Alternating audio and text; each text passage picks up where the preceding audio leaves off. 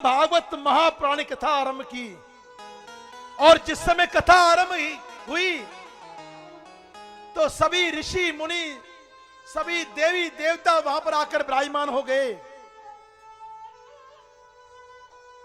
और जब कथा पहले दिन की आरंभ हुई, जब कथा समाप्त हुई तो एक बांस का 7 गांठ का काना पंडाल में लगा दिया गया।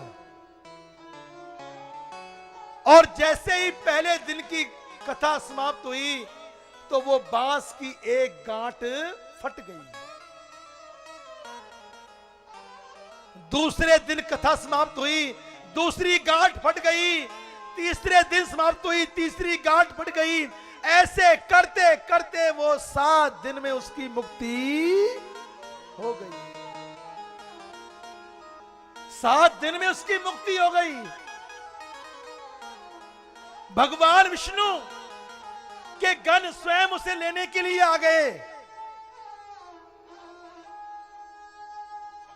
तो कुछ जिन्होंने भाव से कथा को सुना, जिन्होंने भाव से अपने गोविंद के नाम को सुना, जिन्होंने भाव से अपना मन उसके चरणों में लगाया, उसको गोविंद ने अपने विमान में बिठा लिया। बाकी सब रह गए। उन्होंने कहा कि हे गोकर्ण महाराज, कथा तो हमने भी सुनी है, बाकी तुम लोगों ने कथा नहीं सुनी है।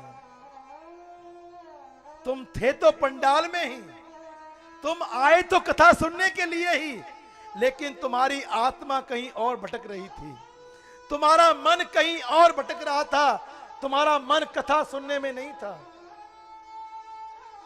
वन की महाराज ऐसा ना करिए, वन की ठहर जाओ, ये चातुर्मास खत्म होने दो, मैं कथा फिर सुनाऊंगा तुमको। और जो प्रेम भाव से कथा सुनेगा वो बैकुंठ धाम को पहुंच जाएगा।